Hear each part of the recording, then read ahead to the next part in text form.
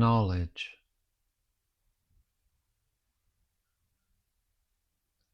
What is the end of an ignorant man's activity of knowing? The end of all knowing is pure knowing itself, or Vedanta, which is the end of knowledge, or the I principle. Knowing proves only knowledge, and not the object as is ordinarily understood. In every perception, you are there as that, and that alone.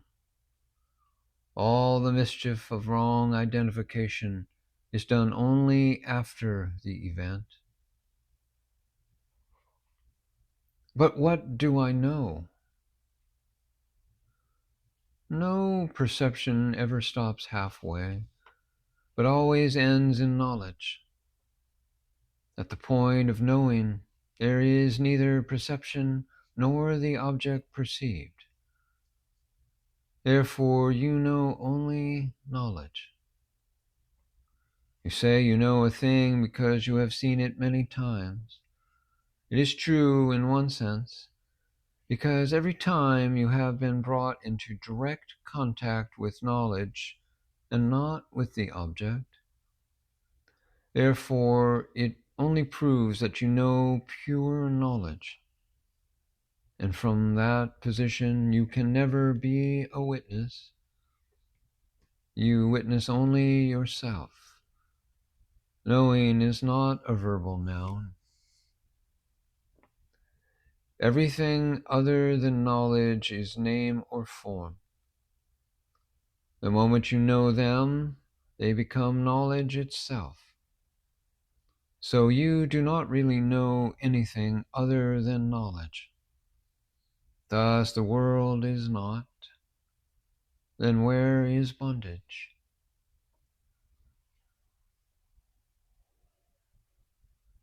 How am I peace and consciousness? Well, let me ask you another simple question in return. Have you the faculty of sight? Yes. How can you prove it? Is it as a result of looking at your fleshy eyes that you assert that you have eyesight? No. Then what is your evidence? Well, I see objects, and so I am convinced that I have eyesight, without which I know objects would never be seen. So, you admit that objective perception of a faculty is not necessary in order to prove its existence? Yes.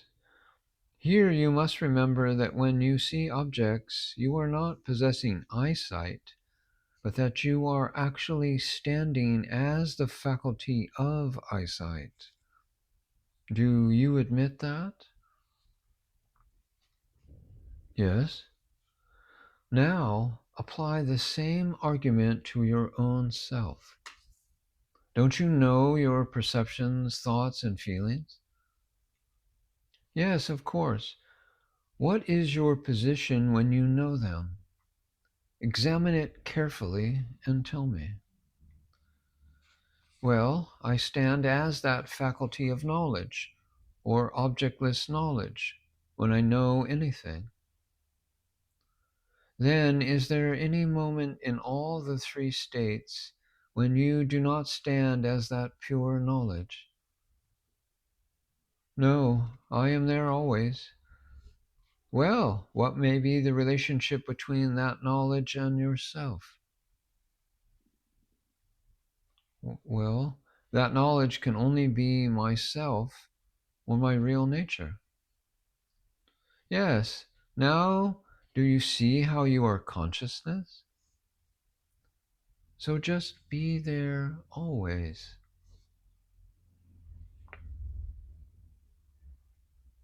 Knowledge and functioning.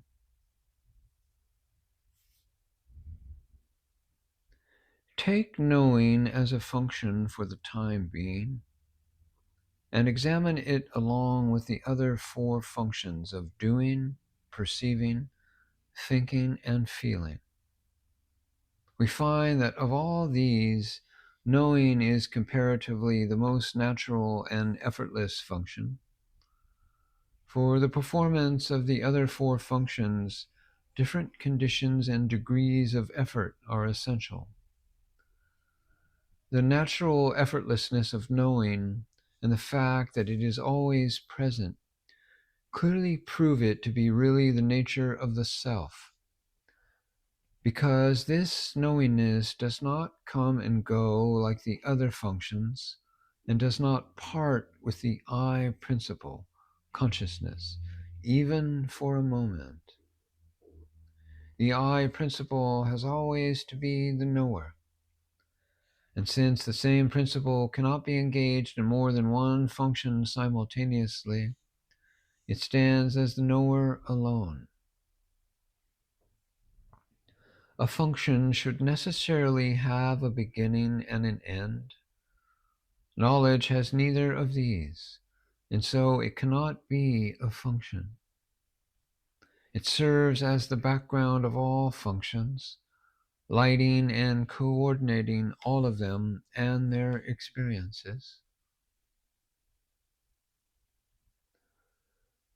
But knowledge cannot be a function. Why is that? Because nothing can exist by its side to form its object. Therefore, to say that I know or I know it are both wrong.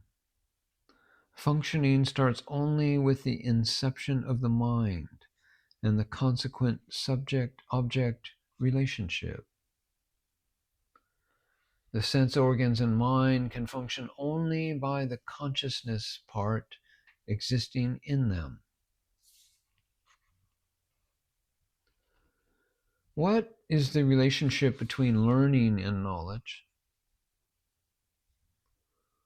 Learning is darkness and knowledge is light.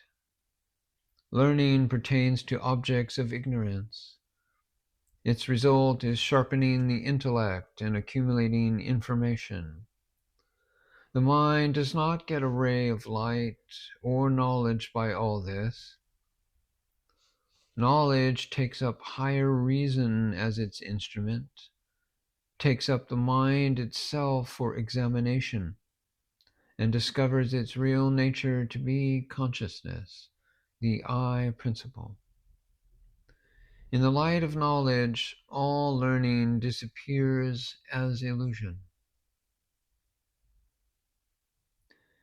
Phenomenal knowledge is the inherent knowingness within you, coming out occasionally through the mind or senses. But what is wisdom? It is not the increase of knowledge, as some people take it to be.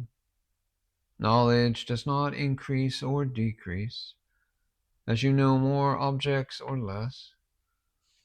Knowledge without object is truly wisdom.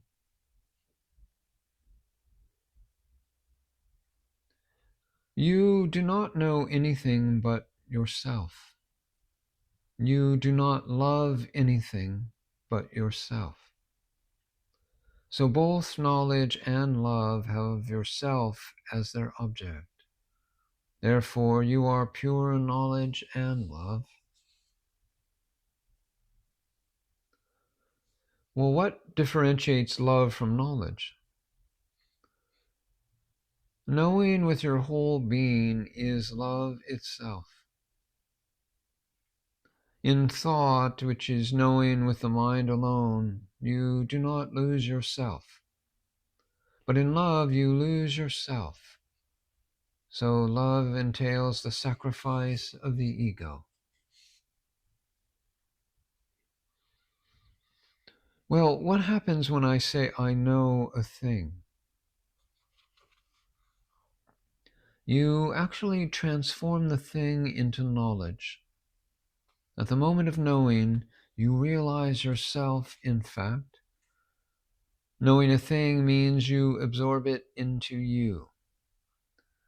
And similarly, loving a thing also means you absorb it into yourself. Hence, knowing and loving actually destroy all illusion, all sense of separateness. Your real nature has two distinct aspects, consciousness and peace. And they seem to function as though they are two distinct faculties of knowledge and love. They absorb everything into you. When an object comes into direct contact with knowledge or love, the object is spontaneously transformed into knowledge or love, and it loses its identity as an object.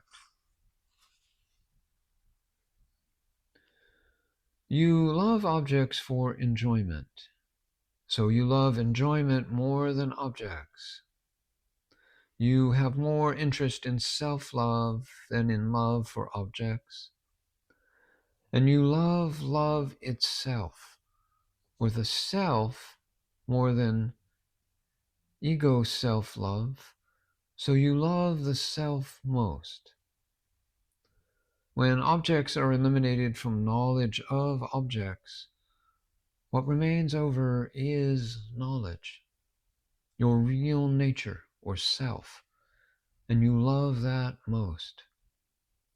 What else can have greater attraction for you? How to know correctly? Only if your knowledge of your own self is correct can you hope to know anything correctly. It is our experience that our physical activities do not stand in the way of our thoughts and feelings. And in a similar way, it is possible for me as witness to be always knowing, even when the body, senses, and mind are functioning. Merely note this fact and become deeply convinced of it. Don't attempt to objectify the witness by thought. What is silent knowledge? Ordinary knowledge is knowledge of this, of any object, gross or subtle, obtained through a corresponding instrument. But the silent knowledge or witness has neither a medium nor is it obtained. Therefore, the witness is described as silent knowledge, viewed from the standpoint of the mind or the ego. The ignorant mind has certain false standards set by itself and evaluates everything according to those standards. But when the truth is heard from the guru, the mind gives up all its previous standards. Thenceforward, the witness, which was so long qualified as silent, ceases to be silent, in the sense that it is the background of both activity and inactivity.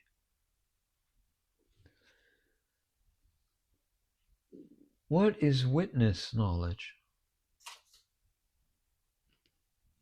Witness knowledge is pure consciousness, but thought knowledge always appears in the form of subject-object relationship. When you stand as witness, you are in your real nature. Thoughts appear in the light of the witness. The light in the thought knowledge is itself the witness. There is no thought in the witness. The state of the witness is the same as that of deep sleep and the same as pure consciousness.